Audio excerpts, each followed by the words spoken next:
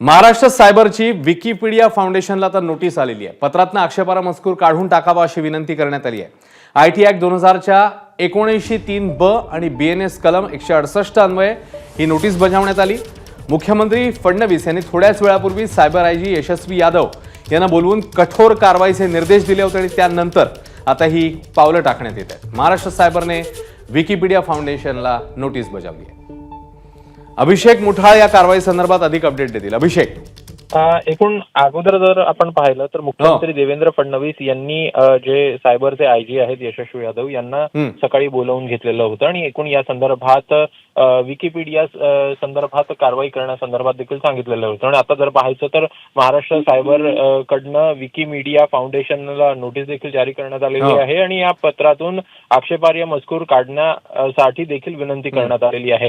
IT act 2000च्या 1903 ब आणि BNS कलम 168 अन्वये ही नोटीस बजावण्यात आलेली आहे।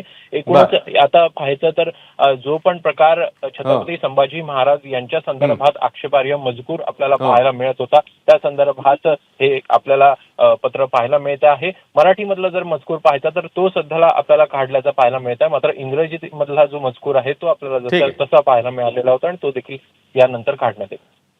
धन्यवाद अभिषेक या माहितीबद्दल। एबीपी माझा, उघडा डोळे बघा नीट।